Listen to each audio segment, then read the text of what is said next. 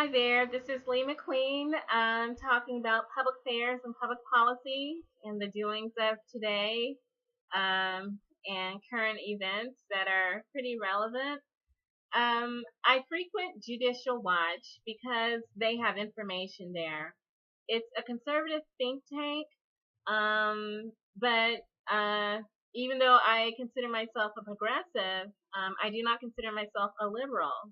I consider myself independent and progressive.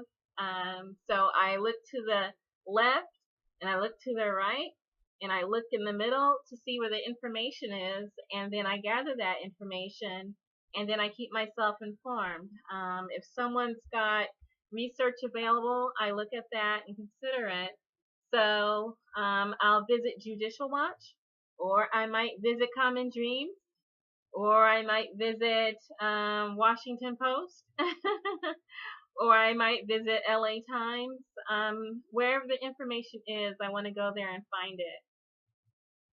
And so lately I have been using Judicial Watch as a source of information about Hillary Clinton's private email server because there's been a lack or a scarcity of information elsewhere.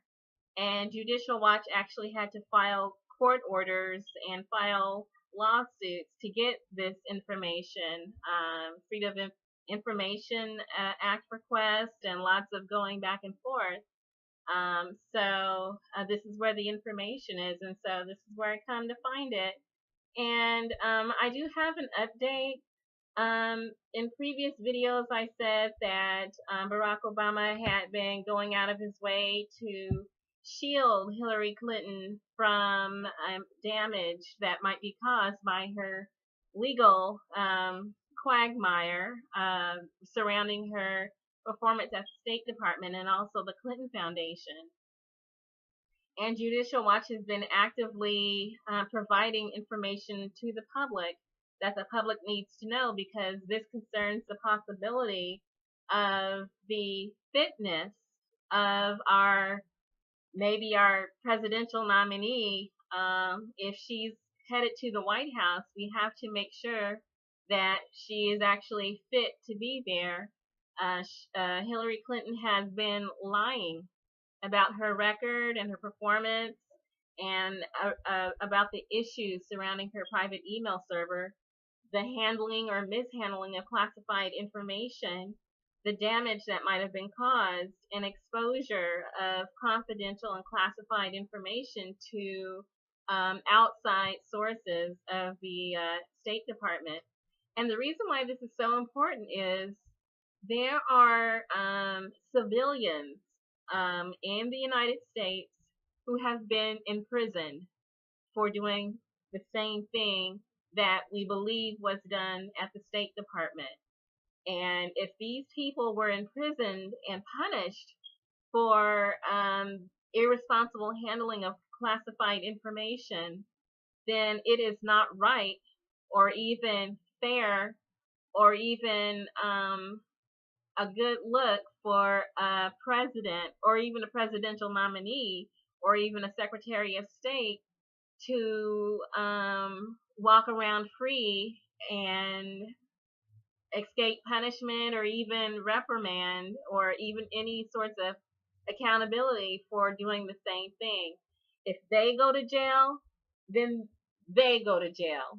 It's not fair to have two sets of rules. If they are discharged dishonorably from the military for mishandling information, then can we let someone who does the same thing be president? No. No, it's not right. So we do need information on the extent of this. We can't rely upon Hillary Clinton because she's a liar.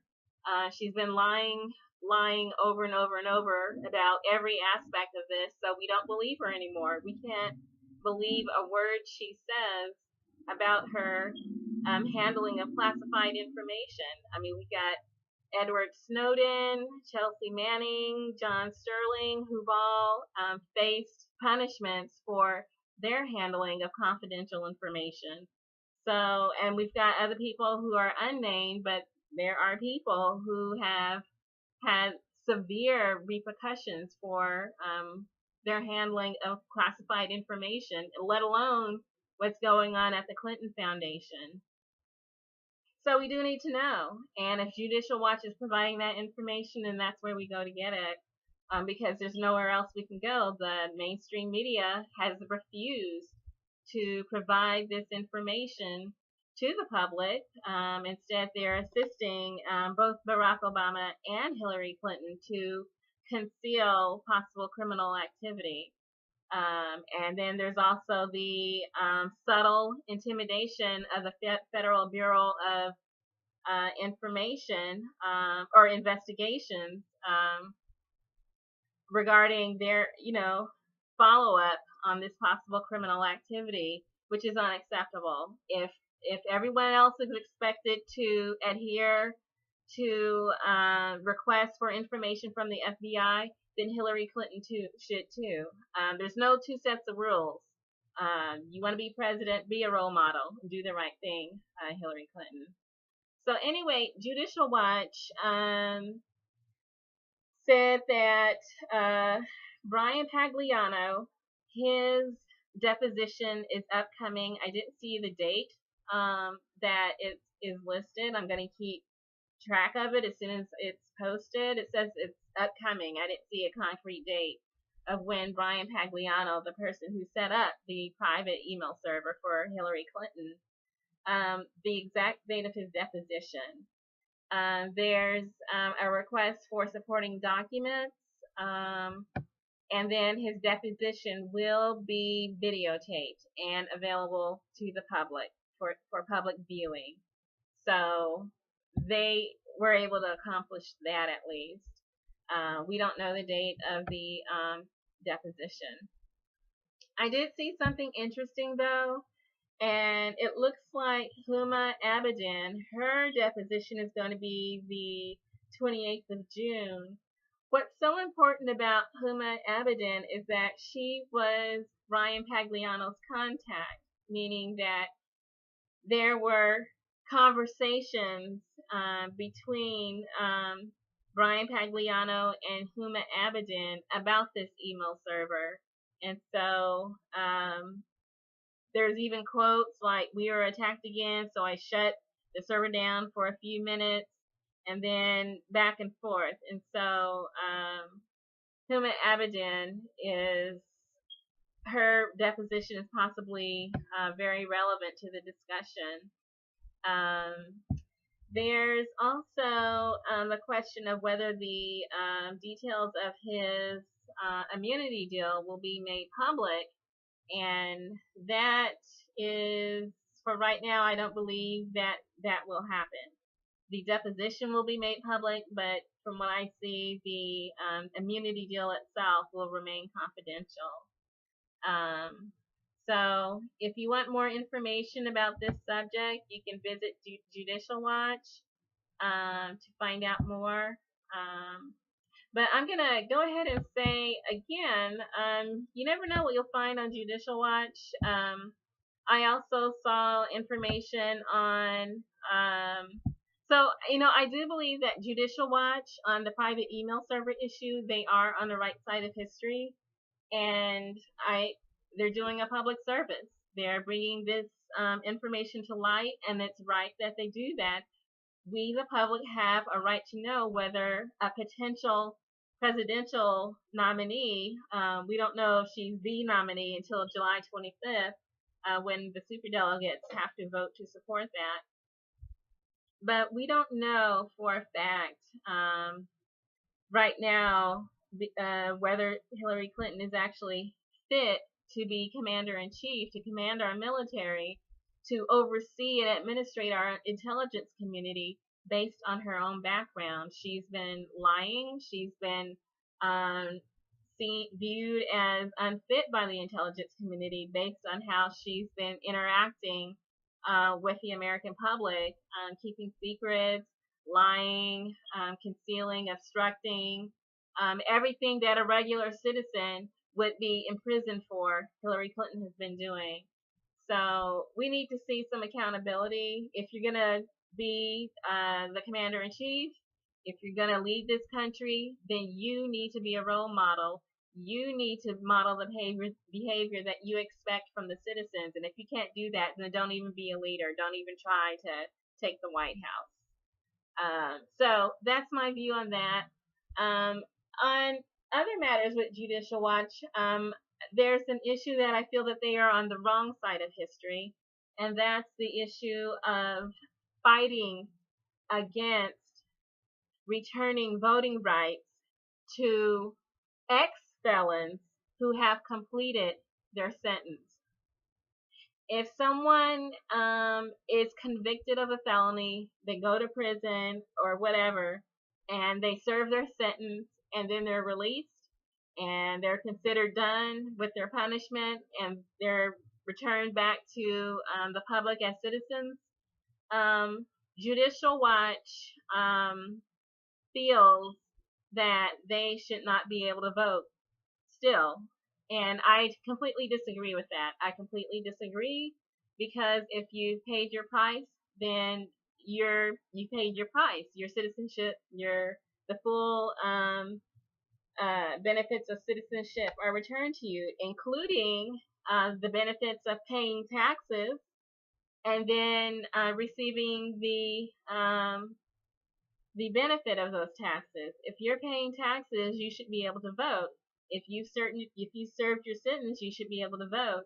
And because otherwise it is taxation without representation.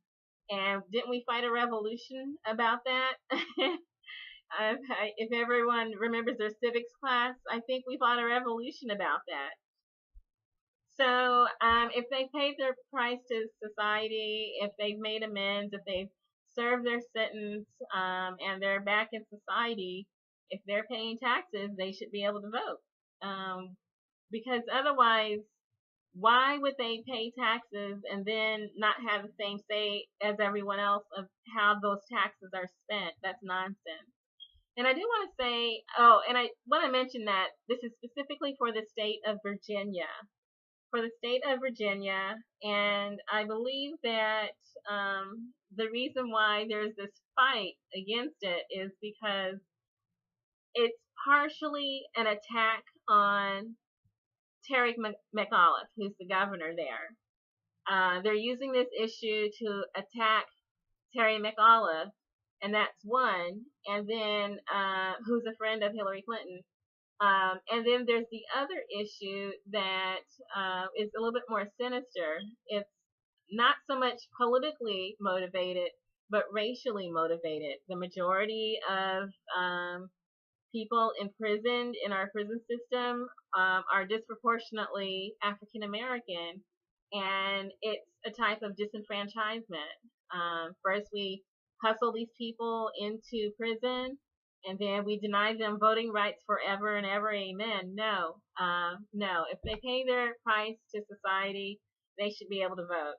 And Virginia, it's like an outlier, to tell the truth, because guess what? In the state of Texas, someone who served a sentence for a felony, once they're released, they can apply to have their voting rights restored. They can vote. And so it doesn't make sense. It doesn't make sense, and it's an extreme form of disenfranchisement, and I can't go there with Judicial Watch on that. I completely disagree, and I hope that voting rights are restored to ex-felons, because for some reason Judicial Watch keeps calling them felons. If they're done with their sentence, they're no longer felons. They're citizens. They're human beings. So call them ex-felons if you must, but once they're done with their sentence, they're not felons anymore. So that's how I feel about that. So you never know where you'll find news, even though you can agree with a think tank or a research organization on some issues. You might find some other issues that you might not agree on. But information is information, and information is where you find it. It's what you do with it that matters.